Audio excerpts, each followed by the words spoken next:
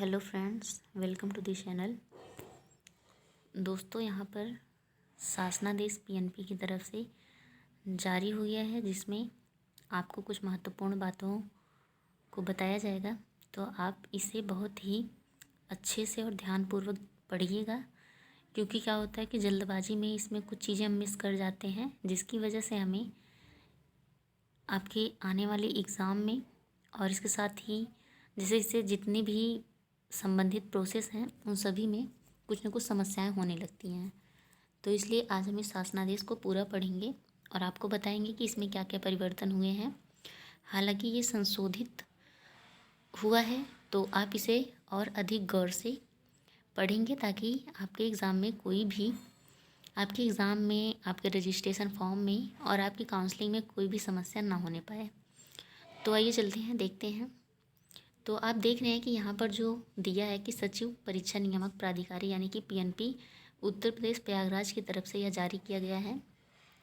और जो विषय है, कहा गया है कि प्रदेश के अशासकीय सहायता प्राप्त जूनियर हाई स्कूलों में प्रधानाध्यापक एवं सहायक अध्यापक के रिक्त पदों पर चयन हेतु भर्ती परीक्षा आयोजित कराए जाने के संबंध में इसमें बताया गया है कि महोदय कृपया उपर्युक्त विषयक अपने पत्रांक गोपनीय नंबर दिया है दिनांक 14/2/2021 का संदर्भ ग्रहण करने का कष्ट करें।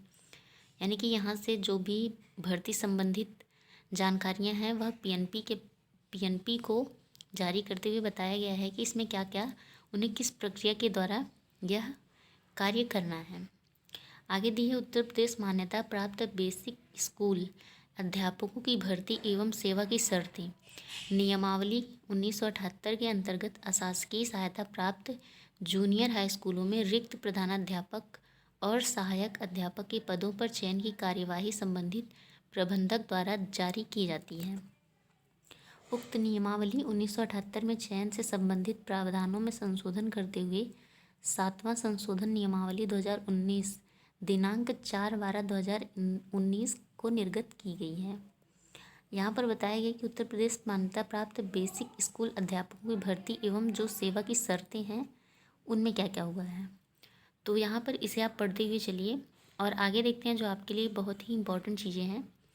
यहाँ पर आपको देखना है कि यह परीक्षा जूनियर हाई स्कूल प्रधानाध्यापक सहायक अध्यापक चयन भर्ती परीक्षा 2021 के नाम से जाना जाएगा। यह परीक्षा मात्र इसी भर्ती हेतु मान्य होगी। अगला दिया है परीक्षा संस्था, तो इसे आप खुद से पढ़ लीजिएगा। आइए आगे देखते हैं। आगे इसमें इम्पॉर्टेंट न्यूज़ है कि आवेदन पत्र प्रस्तुत करने का माध्यम क्या होगा। तो इसमें बताया गया है कि सचिव परीक्षा नियामक प्राधिकारी उत्तर प्रदेश प्रयागराज द्वारा ऑनलाइन आवेदन हेतु प्रकाशित विज्ञप्ति के क्रम में निर्धारित वेबसाइट पर अभ्यर्थियों द्वारा ऑनलाइन आवेदन प्रस्तुत किया जाएगा। आवेदन फार्म की प्रस्तुति से पहले आवेदकों को निम्न तैयारियां आवश्यक हैं। इसमें आपका रजिस्ट्रेशन फॉर्म से लेकर के उसे सबमिट करने तक का प्रोसेस दिया है, तो आप इसे अच्छे से पढ़िएगा और इसमें जो भी आपको पहले से डॉक्यूमेंट तैयार करने हैं उन सभी को तैयार करके तभी आप अब रजिस्ट्रेशन फॉर्म भरने जाइएगा। इसमें देखिए, पहला है कि अभ्यर्थी के पास ऑनलाइन आवेदन प्रस्तुत करते समय नवीनतम रंगीन फ़ोटोग्राफ जो 6 माह की अवधि से ज़्यादा पुरानी ना हो। यानी कि अगर आपके पास फ़ोटो नहीं है तो आप फ़ोटो बनवा के तभी जाएं, जिसके नीचे अभ्यर्थी के हस्ताक्षर हो। केवल JPEG प्रारूप में अपलोड करने के लिए स्कैन इमेज होनी चाहिए। अगला दिया है ऑनलाइन पंजीकरण के बाद पंजीकरण के सापेक्ष आवेदन शुल्क, जिसमें परीक्षा शुल्क भी सम्मिलित होगा। अभ्यर्थी को ऑनलाइन आवेदन शुल्क जमा करने हेतु बैंक की नवीनतम तकनीक के माध्यम से जमा करना अनिवार्य होगा। यानी कि जो आपका ऑनलाइन पेमेंट है उस तकनीकी से आपको बैलेंस उसमें कट करवाना है। अगला दिए शुल्क जमा करने के बाद आवेदन पत्र की अंतिम प्रस्तुति के लिए शुल्क जमा करने के साक्ष्य के रूप में निर्धारित बैंक द्वारा प्राप्त ट्रांजैक्शन ID संख्या अभ्यर्थी अपने पास रखेंगे। यानी कि इसका जो एक कागज़ है उसे आपके पास सुरक्षित रखना बहुत ही आवश्यक है। अगला दिया है ऑनलाइन के अतिरिक्त अन्य किसी माध्यम से प्रेषित आवेदन पत्र किसी भी दशा में स्वीकार नहीं होंगे। यानी कि इसमें ऑफलाइन या डाक माध्यम से कोई भी प्रोसेस नहीं है, आपको सिर्फ ऑनलाइन फॉर्म ही भरना है। अगला देखते हैं आवेदन के लिए न्यूनतम अर्हता, आयु एवं निवास। इसमें क्या क्या प्रोसेस हैं। तो इसमें न्यूनतम अर्हता में दिया है कि उत्तर प्रदेश मान्यता प्राप्त बेसिक स्कूल अध्यापकों की भर्ती एवं सेवा की शर्तें नियमावली 1978, 7वां संशोधन नियमावली 2019 दिनांक 4/12/2019 के नियम 4 के अनुसार होगी। यानी कि उस समय का जो भी प्रोसेस रहा उसी के अनुसार यह भर्ती प्रक्रिया की जाएगी। अगला दिया आयु सीमा, यानी कि जो एज रिलैक्सेशन है उसमें क्या क्या आपको बताना है। तो दिया है कि उत्तर प्रदेश मान्यता प्राप्त बेसिक स्कूल अध्यापकों की भर्ती एवं सेवा की शर्तें क्या क्या हैं। तो 1978 7वां संशोधन नियमावली 2019 दिनांक 4/12/2019 के नियम 8 के अनुसार होगी। इसमें जो है आपका निवास प्रमाण पत्र, जाति प्रमाण पत्र, ये सब भी बनेगा। तो इसके बारे में देख लेते हैं कि ऐसे अभ्यर्थी आवेदन हेतु पात्र होंगे।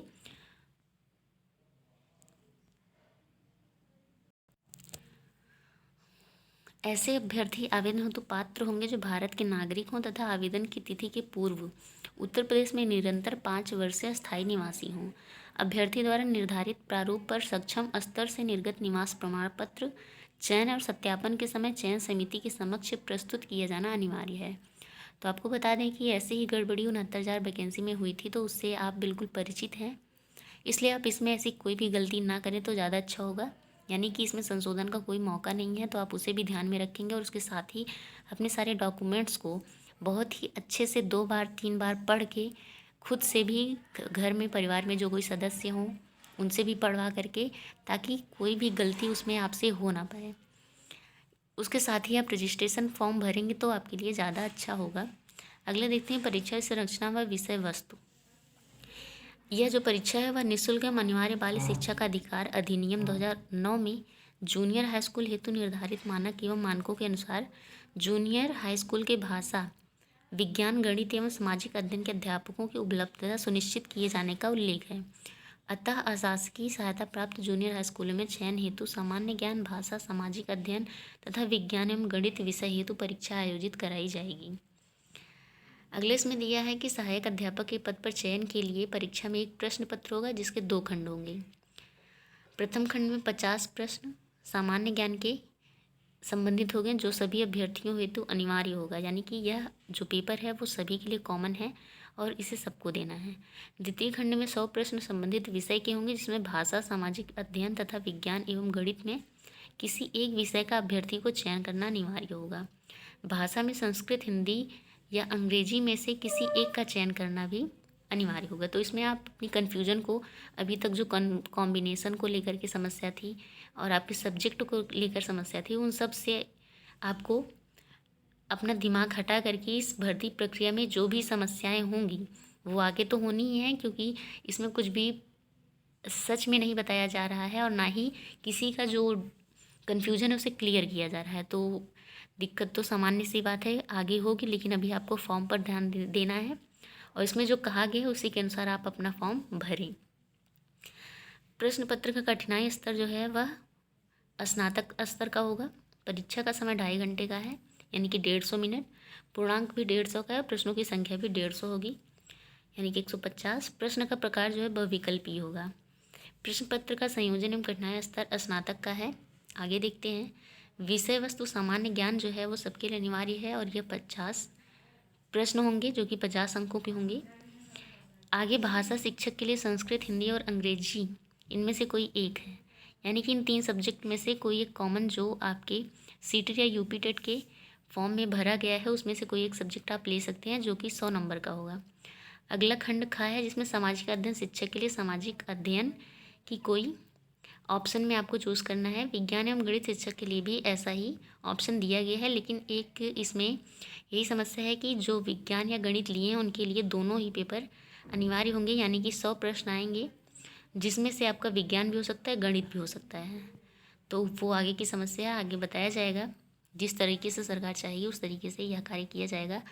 अगला दिए प्रधानाध्यापक के पद पर चयन हेतु 2 प्रश्न पत्र होंगे, यानी कि सहायक अध्यापक के लिए 1 प्रश्न पत्र और प्रधानाध्यापक के लिए 2 प्रश्न पत्र होंगे। प्रथम प्रश्न पत्र 150 अंकों का वही प्रश्न पत्र होगा जो सहायक अध्यापक हेतु निर्धारित प्रश्न पत्र होगा। उक्त प्रश्न पर सहायक अध्यापक, प्रधानाध्यापक दोनों पद हेतु अनिवार्य होगा। इसमें आप आगे चलते हुए देखें कि शैक्षिक प्रबंधन एवं प्रशासन जो है यह 50 नंबर का अलग से जुड़ रहा है। किसके लिए? तो प्रधानाध्यापक के लिए। परीक्षा का समय जो है 1 घंटे है, यानी कि 60 मिनट। पूर्णांक 50 है। प्रश्नों की संख्या भी 50 है। और इनका जो कठिनाई स्तर है वो भी स्नातक लेवल का है। अगला है प्रश्न पत्र की भाषा। प्रश्न पत्र अंग्रेजी में हिंदी दोनों भाषा में होगा, तो इसके लिए कोई समस्या नहीं है। इसमें जो अर्हक अंक है सहायक अध्यापक के लिए 150 में से 97 अंक, यानी कि 65% अंक प्राप्त करने वाले अभ्यर्थी उत्तीर्ण माने जाएंगे।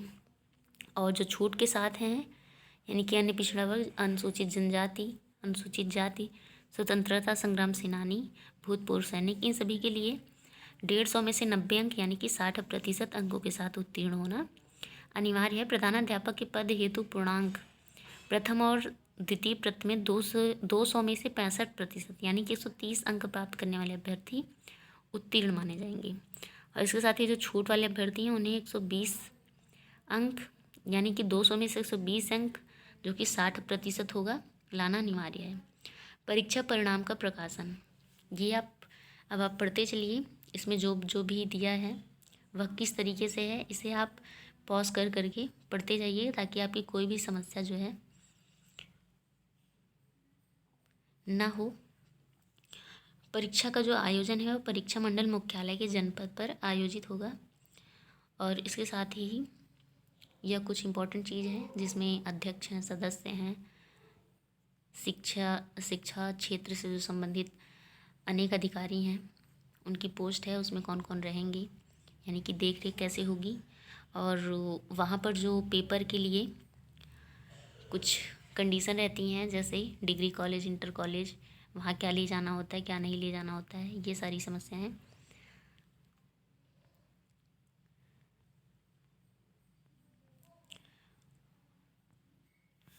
तो फॉर्म भरने की डेट आ गई है, आप सभी अपनी तैयारी अच्छे से कर लें। और इसकी जो लास्ट डेट है वो भी आगे दी गई है। और OMR से होगा इसका पेपर। यूपी टेट और सी टेट, इन दोनों में से आपका जो उच्च प्राथमिक स्तर का होगा वही इसमें माना जाएगा। इसमें कुछ जो बाउंडेशन लगी हैं वो भी आप देखते रहिएगा क्या क्या है।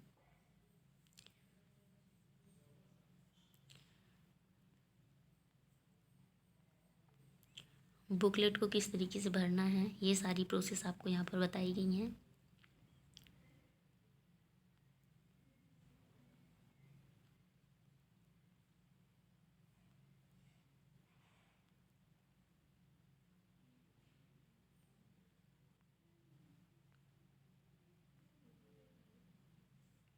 और यहाँ पर जो है जूनियर हाई स्कूल प्रधानाध्यापक के लिए इन सब में जो परीक्षा फॉर्म शुल्क है, सहायक अध्यापक के लिए 700, यानी कि जनरल कैटेगरी, और अनुसूचित जनजाति और अनुसूचित जाति के लिए 500, दिव्यांग के लिए 300, जबकि प्रधानाध्यापक व दोनों पदों के लिए 900, 700, 400। इसे आप पढ़ के देख लीजिएगा, जो भी समस्या हो यहीं पर आपका सब कुछ है। अगर आप इसे अच्छे से पढ़े रहेंगे तो आपकी कोई भी समस्या जो है आपको परेशान नहीं करेगी, तो ये आपको ज़रूर पढ़ना है।